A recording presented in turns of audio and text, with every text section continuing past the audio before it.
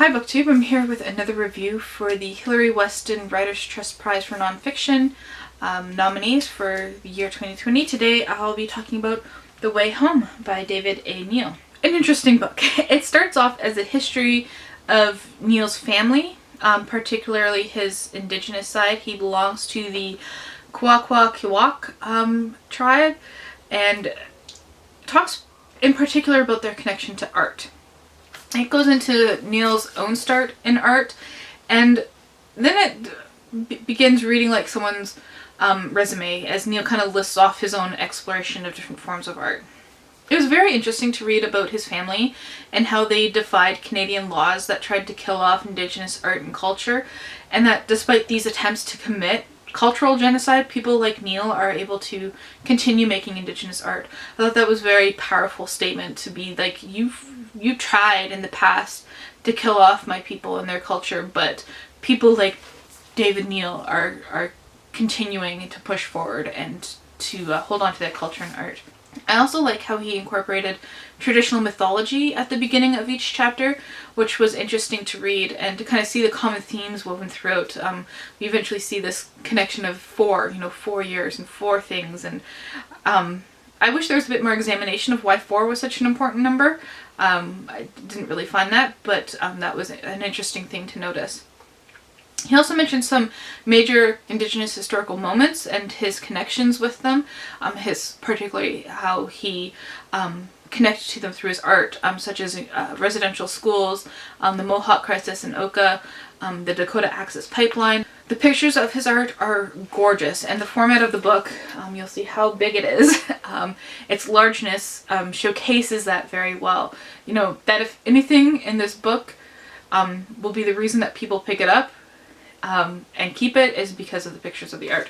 Let me just show you some examples. Oh, that's a really good picture of a mask there. There's some larger full page pictures. There's some pictures of his photography. I think further back here are some of the larger pictures of printmaking. There's one particular here. This is about the Oka crisis. Oh, here we go. And some of the pictures of his paintings, his masks. So yeah, it's a really good look at art. I didn't know anything about the Kwakwaka'wakw people and their stories and art, so I'm very grateful for Neal incorporating that into this book. And that is how you pronounce it. I looked up. I'm unable to say that little sound at the end, but the person in the video said it's okay just to say the Kwakwaka'wakw without the little flourish at the end that the W indicates. I do have some criticisms of this book, however. I think it's great as an art book.